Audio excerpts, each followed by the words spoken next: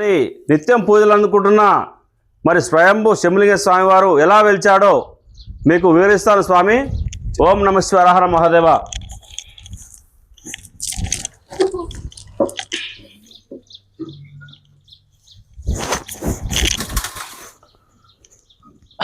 ఓం నమః శివాయ హర మహాదేవ.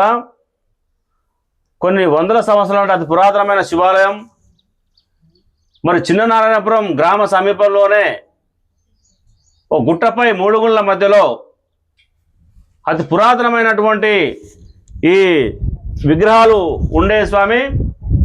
కానీ స్వామివారి విగ్రహాలు ఎప్పటి నుండో ఈ విగ్రహాలు ఉండే స్వామి. కానీ అందరు భక్తులందరూ కూడా ఇక్కడ ఉన్న వ్యవసాయ క్షేత్రం చుట్టుపక్కల ఉన్న గుట్ట చుట్టుపక్కల ఉన్న అందరికి కూడా ఈ విగ్రహాల గురించి తెలుసు స్వామి. కానీ ఇక్కడ స్వామివారు స్వయంభుగా కింద ఉన్న విషయం ఎవరికి తెలియదు.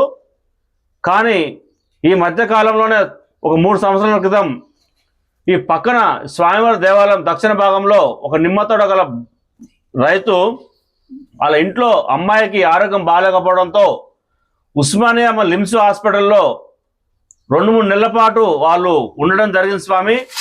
ఆ తర్వాత స్వామివారి యొక్క ఈ వ్యవసాయ క్షేత్రానికి సంబంధించినటువంటి నిమ్మతోటకు సంబంధించినటువంటి చూసుకోవడం రావడంతో ఇక్కడ నిమ్మతోట ఎండిపోవడం జరిగింది. అంత ఇబ్బందుల పాలై రైతు ఇబ్బందుల పాలై రావడం జరిగింది స్వామి. ఆ సమయంలో పక్కన వ్యవసాయ క్షేత్రం ఉంది కాబట్టి వారు ఇక్కడికి వచ్చి ఈ 3 గుళ్ళల్లో ఈ పనిముట్లు అన్ని వ్యవసాయ సంబంధించినటువంటి కొన్ని యంత్రాలు ఇక్కడ పెట్టుకునే స్వామి.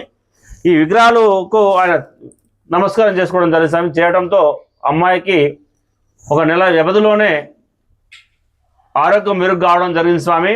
ఆ తర్వాత స్వామివారు ఇక్కడ ఉన్నట్టు కల్లో రావడం జరిగింది స్వామి అతనికి.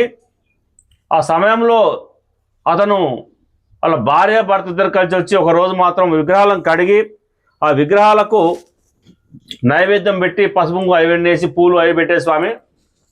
ఆ తర్వాత మళ్ళీ కూడా స్వామివారు కల్లో రావడం జరిగింది స్వామి. శివలింగం ఉన్నట్టు కడినట్టు కల్లో రావడంతో ఒకరోజు మళ్ళీ కడగడంతో ఈ కింద కూర్చొని పూజ చేసుకోనికి ఇబ్బంది ఉండేది. అప్పుడు ఈ కింద ఉన్న మట్టి కొద్దిగా మట్టి ఉండే స్వామి. మట్టి తీయటంతో ఈ పుట్ట ఇప్పటికి కూడా పైన ఒక పుట్ట ఉంది స్వామి. ఆ పుట్ట రాలుతూ కింద పుట్ట లెక్క ఉండే స్వామి. ఇప్పటికి కూడా చూడండి పైన ఉంటుంది ఇట్లా. అది పెద్ద తెట్ట లెక్క తేనె ఈగలు కట్టి ఉన్నాయి స్వామి. ఈ మట్టి తీయడంతో స్వామివారు వెలుగులోకి రావడం జరిగింది స్వామి.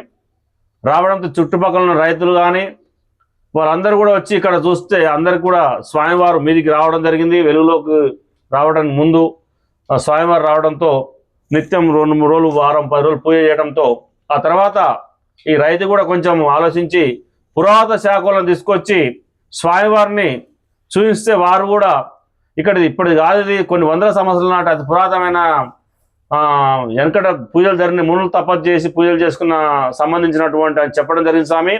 ఆ తర్వాత ఇక్కడ ప్రతిష్టాపచార్యులు ఇక్కడ ఒక గురువు గారిని తీసుకొచ్చి అతను చూపించగా ఆ గురువు గారు కూడా చాలా పవిత్రమైనటువంటి స్థలం ఇది. ఇక్కడ స్వామివారు ఉన్నాడని చెప్పడంతో పూజలు జరగడం జరిగింది స్వామి. ఆ పూజలు చేస్తూ ఉండగా ప్రతి ఒక్క వచ్చిన భక్తులు మొక్కుకొని స్వామివారికి ఇక్కడ పంచామృత అభిషేకాలు కానీ వారు చేతితో ఒక చెంబు నీళ్లు పోసి దండం పెట్టుకుని నమస్కరించుకుంటే వాళ్ళ కోరికలు తప్పకుండా వందలాది మందికి కూడా కోరికలు తీరిన స్వామి. ఆ ప్రచారమే ఈరోజు స్వామివారి యొక్క భక్తుల రాకపోకలు కూడా జరుగుతున్నాయి స్వామి. ఆ భక్తుల రాకపోకలతో జరుగుతుంది స్వామి. ఓం నమః శివాయ.